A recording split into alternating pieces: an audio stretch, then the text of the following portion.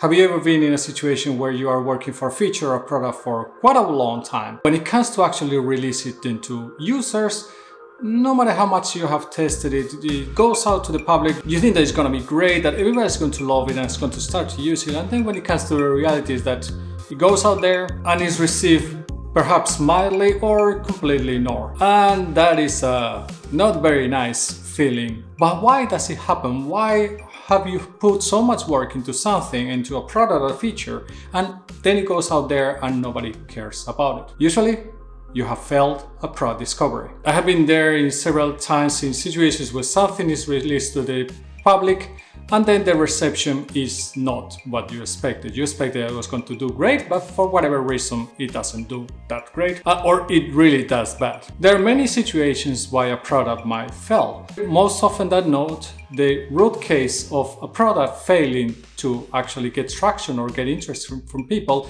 is that it's actually not addressing a problem of a user, or is not addressing in a correct way that problem. Product discovery is not only about discovering the correct product, although in a way it is especially starts with discovering the correct problem.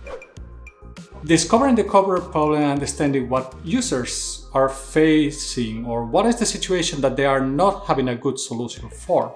This is going to be your most important work and the most important part for you to try to understand what a user is trying to do and why they are not being able to do it maybe in a reasonable way. This doesn't mean that they are not doing it. For sure, in most of the cases, the users are going to be doing this in one way or another. Sometimes this is going to be a very painful process, or it's going to be maybe a not very effective or efficient way of doing it. Just think about when, for example, email came around. You could say that email was trying to solve different problems for users. One of them could be replacing good old mails. That was not a very efficient way of communicating, it was really slow, and it took a long time for somebody to go and receive it and then for them to answer. And the other one problem that they could be solving is sometimes phone calls and things that potentially don't need to be addressed in the very moment, but you will have to transfer that information to somebody else. And you don't want to do it with a folder or a lot of information. Perhaps you just want to put it in an email, send the information of where they can find whatever information they need, and then you move on. You don't always have to have a direct conversation, a one-to-one conversation, to share information with certain kind of people. But why product managers and product designers actually need to work a lot with product discovery? The idea with product discovery is that you want to be able to work with certain people that are your potential users, or they might be your current users, and understand better what problems they are facing. This doesn't mean any big problem. It means problem that are somehow aligned with the vision that you have for your product, especially if you have an existing product. If you are building a new product, you also have to be careful on what area do you want to focus. This is why many startups actually pivot and they actually change directions, because they're trying to identify the correct problem and the correct solution for some specific customer set. And the reality is that you have to work in a very dynamic way to be able to identify these things for one reason, because you usually as a product manager, although it's very easy to think that, hey, we know it all and we know what is the best solution because we know our customers, the reality is that we don't know them that well. And we have to work together with those customers to try to identify properly the problem and also identify properly the solution. The solution that is actually going to solve the problem in the way that they expect it to be solved, or in the best way for them to actually use that product. The reality is that the right solution can come from anywhere, can come sometimes from ideas from the product manager, for somebody in the engineering team, from the product designer. It can come from anybody in your organization, people that are working in other roles like customer success. It can come directly from a customer, or it can come just because somebody has been watching TV or a documentary or doing some training where they have heard about certain technology where things could be moving towards in the future, and this is something that you can leverage it. Where you can find these things? Well, sometimes you can find it in Reddit, or you can find it in some Facebook group, or you can find it who knows where, because there's information all over the place and it's popping up all the time. Who knows? Maybe it's even here in YouTube. But what you had to do then as a product manager is that you had to try to understand what problem this potential solution could be solving, and then work with your customers to try to understand if this is a real problem, if this is something that they actually would need a solution for, and then work together with them from the get-go. First of all, defining what is the problem, understanding the problem, and verifying, validating it with them. Once you understand the problem, once you understand who are the users that are having this problem, this is why you had to define user personas, then you had to figure out what is going to be the best solution. How do you figure out what's the best solution? There's many ways. Typically, you're going to have to do different types of prototyping. You have to have different sessions with potential users to actually work with them and see how they react to what you are building and the solutions that you're proposing, and understand if this is something that will fit their needs or not. And if it's something, especially if it's easy to use. Sometimes in B2B, especially, not so much B2C. B2C is very focused on usability and easy to use for the users. But B2B, many times in the past, it has ignored pretty much completely design because companies are hooked and they had to purchase from your company, especially if you are in some kind of enterprise deal. But nowadays, this is becoming more and more important for B2B companies, that you have to focus on what the design of your product is.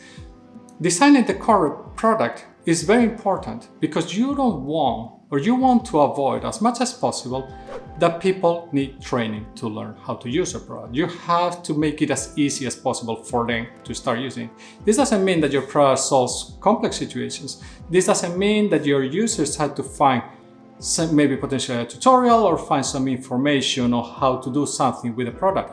It's more about the way of doing this, to try to help the users as much as possible from within the product without them getting frustrated or taking very long time for them to actually solve the problem that they are having. This product discovery is not an easy thing to do.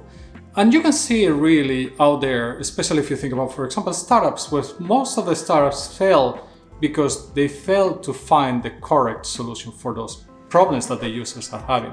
Finding the correct solution might mean many things. They might have identified a good problem. They might have failed in the design. They might have not identified the actual problem from the users. They might have thought that that was a problem, but people didn't care about that one. They just care about something that was very near. But what it was built, it was not solving that problem. And sometimes you might even have identified the correct problem. You might have identified the best solution ever. It might be that your niche is too small. So if your niche is too small and then you have 100 users that are paying you a subscription of €5 per month, that's usually not a very viable product for a company. And this situation happens also with big companies, but in big companies, in most of the cases, it's not so visible, the result. But you can see it many times in products that come out there to the market that are very hyped, that everybody has very high expectations. It's very easy to see it with sometimes some hardware, phones that are coming out there, or even games that are coming that everybody's expecting because it's going to be the best one ever. And when it comes out, everybody is like, what? We have heard a lot of Tesla killers or Bitcoin killers or iPhone killers. They are popping all the time and they are very hyped and everybody's expecting to be the best thing ever. And the reality is that it's very difficult tackling companies that have nailed their product discovery. And this is because everybody's talking about Tesla, iPhone, so on and so forth. There's many brands out there, don't get me wrong, that's not the only ones that have done the right thing. But the reality is that these companies have nailed what product discovery is. And they have nailed building a solution that is not perfect, but is very close to perfect, with a very great experience for a problem or need that many users have out there. And that makes them very difficult to beat, because they already had that position. And trying to build the same solution, typically you end up in a head-to-head situation where you end up only potentially competing for pricing. And what you want to build is something that is completely different, that is going to blow their minds up and help them being convinced to come to your product. So product discovery, it is difficult. It's not an easy task to do. And that happens with many of all the different product tasks that you actually have to do in order to do correct product management. In the end, what is very important is that you figure out that problem for those users. Work with them on defining that problem. Work with them in defining that solution. and that solution that you're building is actually what they need. And finally, also pay attention to what size of user base are you going to tackle. It's very important to see that, are you going to tackle a small group or are you going to tackle a big group? If you are going to tackle a small group, it might be that you end up with a perfect product, but then you don't have a viable business. So you had to do a lot of investigation to understand what is the potential and what's the best way to discover that new product or that new feature that you're doing. By the way, this affects also to features. There's many times where new products build new features that are very hype and also again very much promoted, and then when they come out, there's very little use for them because people don't find them realistically valuable. How do you do product discovery? Well, there's different frameworks. Of course, you could just go with the principles as I was just talking earlier of being able to find the actual problem with a set of customers, work together with them in validating that problem, also defining a solution and work with them again to validate that solution. These frameworks, and depends on how you decide to do the practicalities, have different names. There is design thinking, which is a very popular one nowadays. There is also the double diamond and also even the triple diamond, which actually are trying to address the same kind of situation. But what these different frameworks are going to do is that they just try to give you practical ways of trying to implement product discovery in your ways of working. You could argue that even Agile, to a certain degree, is also promoting something like product discovery. And yes, there's quite many people nowadays saying that there is no real product discovery framework because most of them, they're not talking about value delivered to the customer. And you could argue that to a certain degree, design thinking and Agile are trying to promote this, but perhaps it's not very explicitly told there what value for the customer is. I have a video where I talk about what design thinking is, so I will link it up there if you're interested in watching it. If you are also interested, I could do all the videos talking about the different product discovery frameworks that are out there. If you're interested, let me know in the comments below.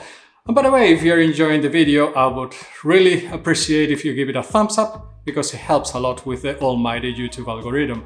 So how do you do this product discovery in your company? Do you actually do it, or do you just go and implement whatever idea that you hear somebody throwing out there and think that that's going to move you forward in a certain direction?